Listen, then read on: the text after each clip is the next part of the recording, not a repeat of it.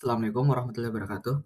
Perkenalkan, saya Muhammad Iqbal Mahmudin dengan NIM 25020101292, mahasiswa program studi manajemen Universitas Sibar Asia. Video ini dibuat untuk memenuhi tugas UAS mata kuliah Statistik Ekonomi dan Bisnis 1. Baik, penelitian saya berjudul Pengaruh Beban Kerja dan Work-Life Balance terhadap kepuasan kerja karyawan dengan cara mencari 40 responden yang saya kumpulkan melalui kuesioner Google Form. Di video ini, saya akan menjelaskan proses pengolahan data di SPSS, mulai dari uji validitas, reliabilitas, uji asumsi, klasik, sampai uji regresi linear berganda. Pertama-tama, kita import dulu datanya. Setelah data berhasil diimpor, kita masuk ke bagian variable view. Di sini, kita atur nama variabel, tipe data, serta pengukuran variabel. Untuk nilai X1, X2, dan Y masih menggunakan nominal. Kemudian kita ubah menjadi scale sesuai dengan kebutuhan data. Selanjutnya, kita lihat total dari masing-masing variabel. Kita jumlahkan total setiap variabel terlebih dahulu, kemudian kita masukkan hasilnya ke SPSS. Setelah itu, kita melakukan uji validitas secaranya dengan mengorelasi setiap item pertanyaan terhadap skor totalnya menggunakan percent correlation. Pada bagian variabel, kita masukkan variabel yang akan diuji menggunakan pilih yang akan diuji, kemudian pilih percent, lalu centang, flag, significant correlation, dan klik continue.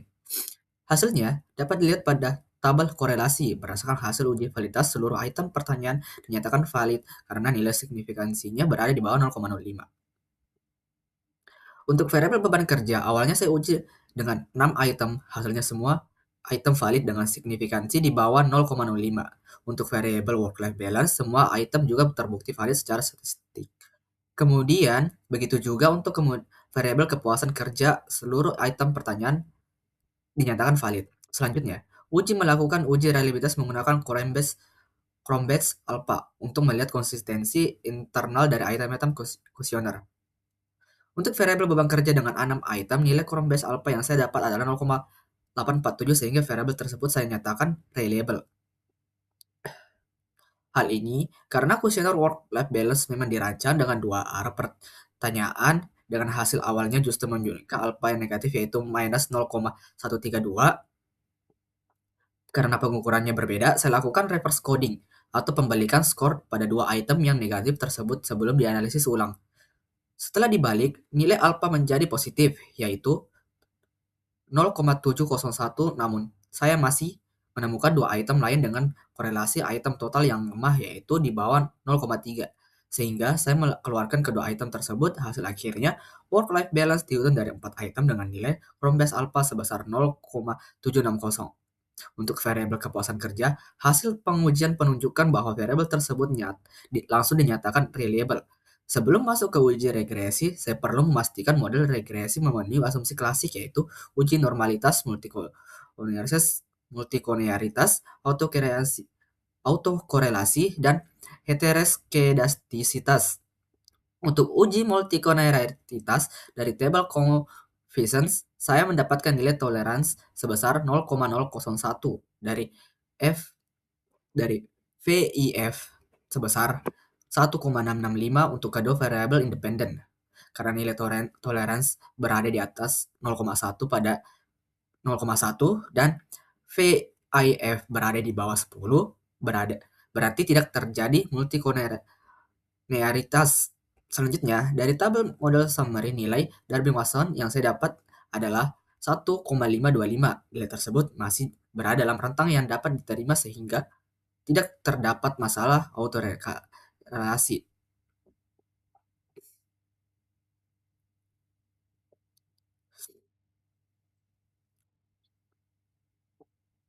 Baik, untuk memastikan secara statistik, saya melakukan uji Kolmogorov-Smirnov terhadap residual model.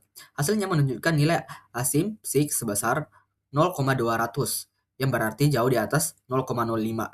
Dengan demikian, residual berdistribusi normal.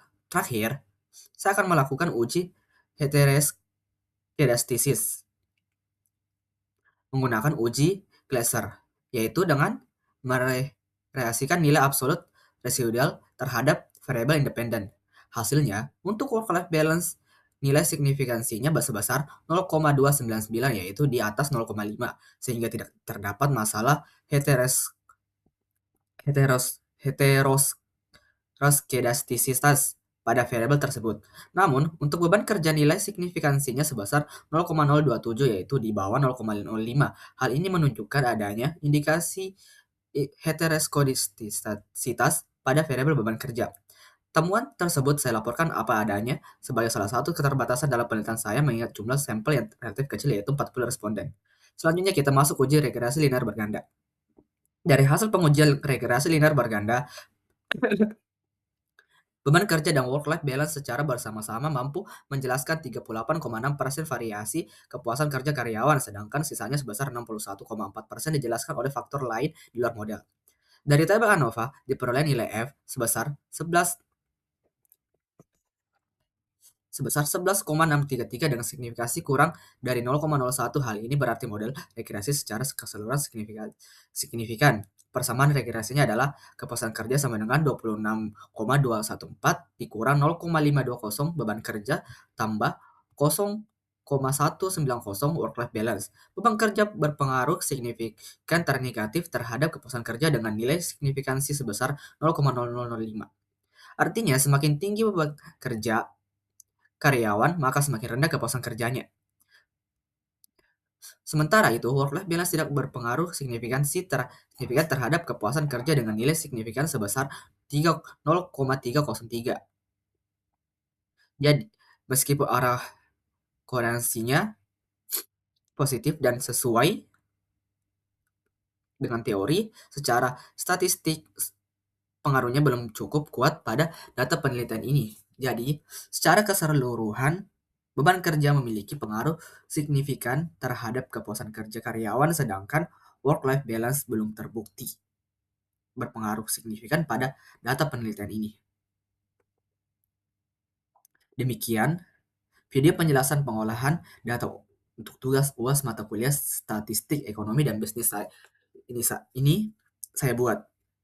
Terima kasih sudah menonton. Maaf apabila terdapat kekurangan, kesalahan pengejaan kata, karena kesalahan tidak luput dari saya sendiri. Wassalamualaikum warahmatullahi wabarakatuh.